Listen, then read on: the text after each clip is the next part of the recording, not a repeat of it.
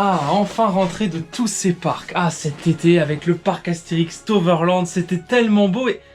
Quoi? Ça fait 6 mois que j'ai pas parlé de Voltron et du chantier? Ah oui, ça fait un sacré bout de temps. Changeons un peu tout ça alors. C'est mieux comme ça. Bonjour à tous et bienvenue dans Home, le suivi de chantier. Cela fait maintenant 6 mois que je n'ai pas sorti de nouvel épisode de cette série et je sais que j'ai eu tort parce qu'il s'est passé énormément de choses autour du chantier et du projet, voire même assez je pense pour faire 2 épisodes distincts. Mais ce n'est pas grave, l'été des parcs étant terminé, je peux maintenant me consacrer pleinement au suivi de ce chantier qui avance très vite ces derniers temps pour l'arrivée d'une grosse annonce qui a été faite très récemment. Générique.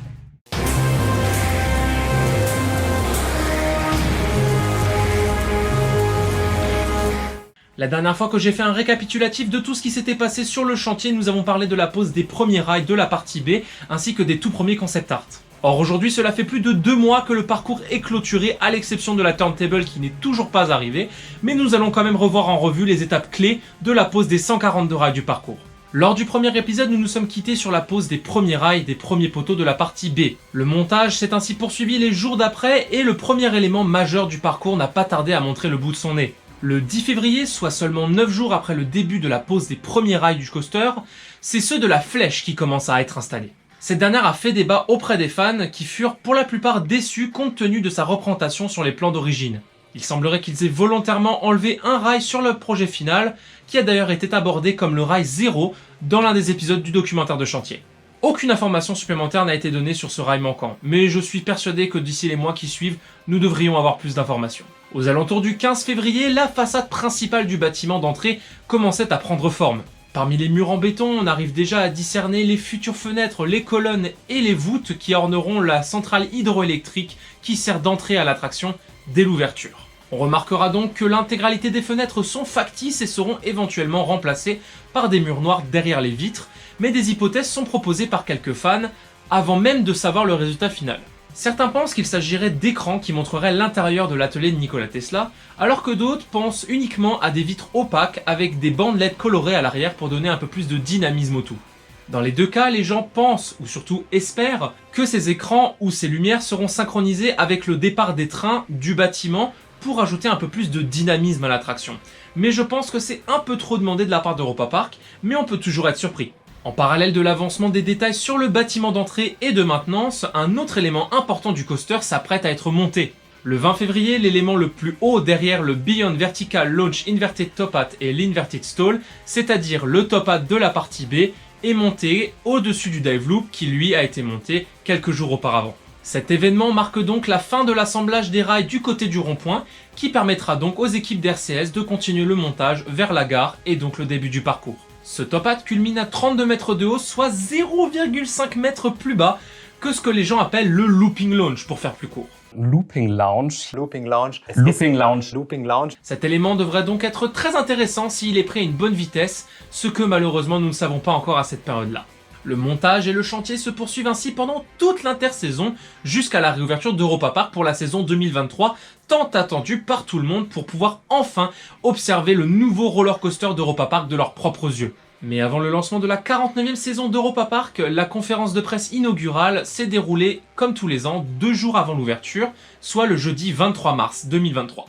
Durant cette conférence de presse, la famille Mack a parlé des différentes nouveautés de 2022 et de comment le public les a reçues, ainsi que des nouvelles informations tiers sur l'économie du parc et sa gestion. Mais en fin de conférence, une grosse partie a été dédiée sur le nouveau Grand 8 que tout le monde attend. Ils ont donc abordé le sujet des hauts niveaux de technologie qui étaient mis en place, la longueur et le nombre d'inversions, puis ceci se produit. Das ist ja auch eine stolze Zahl. Hoi.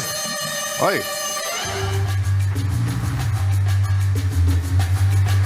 Ja. Europapark Geheimdienst, oder? Nee, wir müssen noch den Wasserturm.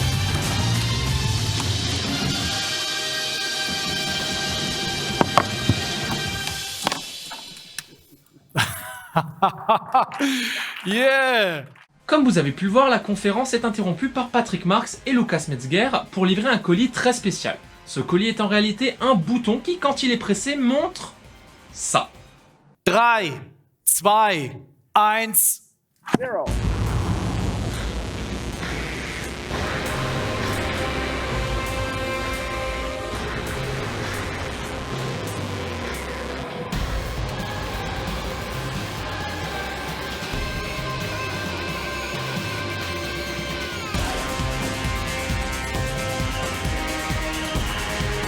hop hop hop hop hop. Je vais vous montrer que ça de la vidéo puisque malheureusement elle est soumise à des droits d'auteur.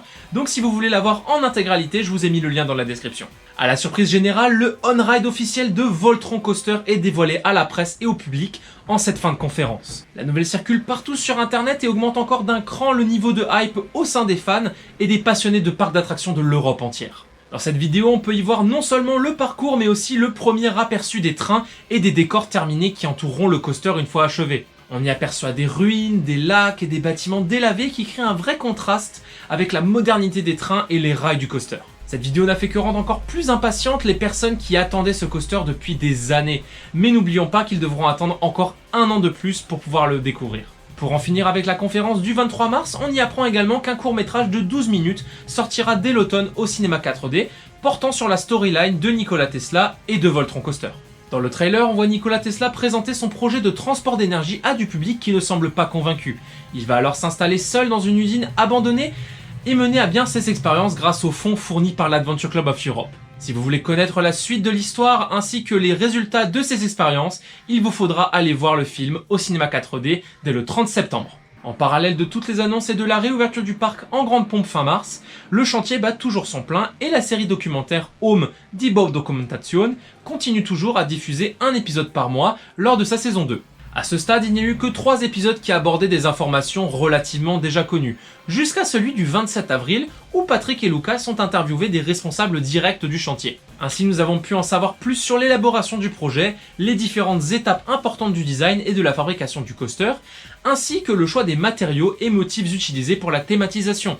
Mais le plus important, c'est surtout que nous avons reçu des dessins techniques et des nouveaux concept art révélateurs. Sur les dessins techniques, on voit des références et des détails concernant les lampes, les sols et les types de cordages qui seront utilisés pour la version finale du projet. Cela annonce déjà un niveau de thématisation vraiment poussé et soigné pour la file d'attente et la gare en général. Sur ce premier concept art, on y reconnaît le deuxième bassin ainsi que la tour qui borde le lac. On remarque donc que cette tour ne sera pas qu'un simple local technique pour gérer les jets d'eau des bassins communicants, mais également une tour d'observation accessible via un chemin de marche depuis la route principale. Ce point de vue permettra aux visiteurs de prendre de superbes photos de la zone croate, ainsi que de prendre un peu plus de hauteur pour observer les trains sortir du bâtiment et passer derrière la tour Wardenclyffe. On remarque également la quantité de détails phénoménale sur cette simple tour.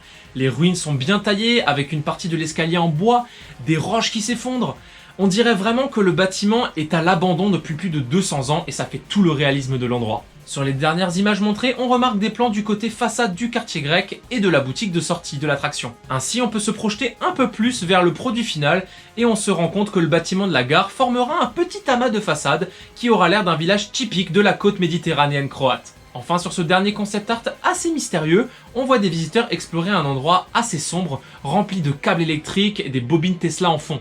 Vu la disposition du chemin de cette petite salle, on pourrait croire qu'il s'agit du préau servant d'entrée au bâtiment principal du côté de la file extérieure. Ce détail est d'ailleurs visible sur la maquette du coaster présente dans le Preview Center qui a été installé pour l'occasion à l'entrée du spectacle Beautiful Croatia dès la conférence de presse. Une grande part de mystère plane encore donc sur la file d'attente de Voltron Coaster, mais ce concept art donne déjà le ton de l'ambiance générale de la file d'attente et du coaster qui s'orientera plutôt vers un domaine très sombre qui se détache de tout ce que l'on connaît actuellement au parc. Après nous avoir fait saliver avec tous ces concept art, le parc restera assez discret sur ses réseaux sociaux, bien que le chantier continue toujours pendant ce temps. C'est d'ailleurs à la date du 16 mai qu'est posé le dernier ride du parcours, à savoir le haut du Looping Launch qui termine la première propulsion inclinée à 105 degrés. L'événement est fêté par un discours de Michael Mack devant la presse et une petite chorégraphie des équipes du chantier, ainsi que les signatures des responsables du projet sur l'un des tubes du rail. Le looping se dresse donc à 32,5 mètres de haut, au-dessus du bâtiment d'entrée et donne un avant-goût des sensations que l'on pourrait ressentir à bord rien qu'en l'observant. Et ça met un froid dans le dos à certains d'ailleurs. Maintenant que le parcours est clôturé à l'exception de la turntable, il ne reste plus qu'à avancer sur la thématisation générale de l'attraction. Et c'est ce que les équipes ont fait du 15 juin jusqu'à aujourd'hui. Après cet événement, toute la thématisation a pris un grand coup d'accélérateur et de nouveaux détails étaient visibles chaque jour. La fameuse tour d'observation dont on a parlé a commencé à être couverte de béton projeté, reprenant ainsi les mêmes formes que sur la maquette et les concept art que l'on a vu précédemment. Les ruines du côté du S-Curve visibles sur la maquette également sont aujourd'hui terminées. Les échafaudages ont d'ailleurs été démontés il y a quelques jours. La façade principale possède désormais sa teinte jaunâtre vieillie définitive et de magnifiques détails sur le côté des fenêtres sont visibles. Il s'apparente à des feuilles de châtaignier, ce qui colle parfaitement au thème de la Croatie puisque la châtaigne est l'un des produits les plus exportés du pays. Quant aux dernières façades encore à l'état de béton, des murs en briques ont commencé à être posés en guise de façade décorative dès le 15 juillet. On y voit sur ces photos les ouvertures pour les futures portes et fenêtres qui correspondent parfaitement au plan communiqué dans l'épisode 4 de la saison 2 du Baudoku. C'est en regardant ces façades encore brutes qu'on remarque que les concept art et les plans ont été respectés à la perfection pour le moment, et que les équipes design du parc mettent un gros accent sur la fidélité de leur projet par rapport au concept. Cela fait plaisir à voir connaissant l'écart qu'on a eu entre les concept art et la réalité sur Cancan Coaster. Pour terminer avec l'avancement de la façade principale, les fenêtres du rez-de-chaussée et du premier étage ont été livrées et posées le 27 juillet dernier. On peut d'ailleurs voir qu'elles sont composées de multitudes de petits carreaux respectant ainsi le thème architectural croate. Ces fenêtres ne laissent rien transparaître si ce n'est le fond noir qui a été installé au préalable sur le fond de chaque ouverture, mais reflète en revanche une étrange structure métallique présente déjà depuis quelques jours. Le 19 juillet, soit 8 jours avant la pose des fenêtres, une structure métallique intrigante a fait son arrivée juste devant l'entrée de l'attraction. Elle possède une forme ronde et un pylône central relié par des tiges en métal. Une interrogation se pose alors parmi les fans et la conclusion est unanime. Il s'agit de la coupole qui trônera au sommet de la tour Wardenclyffe. Ainsi les jours passèrent et les détails supplémentaires sont venus confirmer les soupçons. Des plaques de métal peintes en bronze vieilli et des tiges métalliques sont venues recouvrir le tout, donnant à la coupole cet aspect ancien à l'ensemble très réaliste.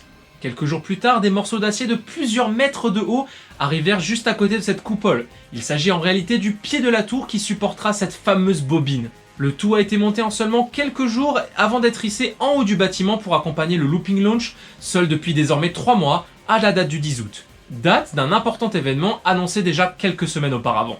En effet, le 24 juillet, Michael Mack posta une vidéo annonçant un gros événement le 10 août à Hvar, en Croatie. La vidéo montre un homme se tenant au bord d'une falaise près de la mer avant une tempête électrique. J'ai alors fait mes recherches et j'ai trouvé la vidéo originale en seulement quelques minutes après la publication de l'annonce. Il s'agit en réalité de la publicité pour la Nevera, la voiture phare de Rimac Automobili, un constructeur de voitures électriques croate qui d'ailleurs est actionnaire majoritaire de Bugatti dont le siège social est basé à Molsheim en Alsace. Cette vidéo voulait donc dire qu'un gros événement approchait en vue de l'annonce du sponsor pour Voltron Coaster.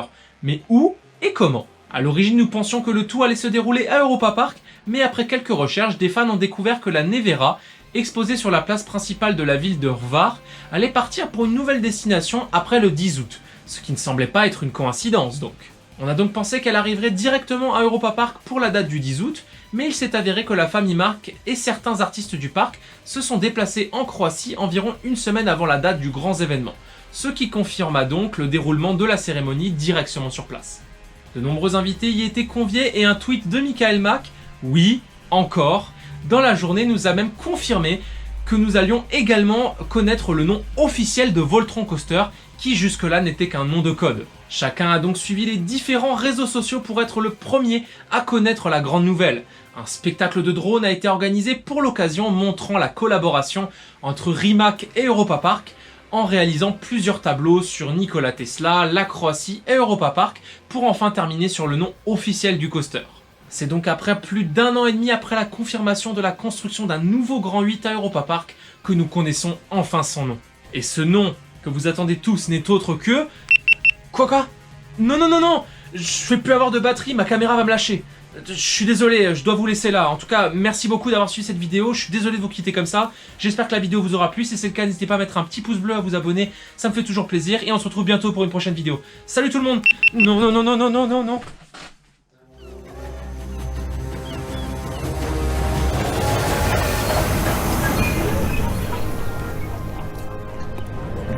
Mesdames et messieurs, les êtres humains sont composés d'énergie cosmique. De fait, on peut les intégrer à un faisceau d'énergie, puis les transporter d'un point A à un point B sous forme d'éclairs électriques. Ça va révolutionner notre manière de voyager. Et cela marquera la fin de l'ère de la vapeur. C'est ridicule. Ça ne marchera jamais. Jamais.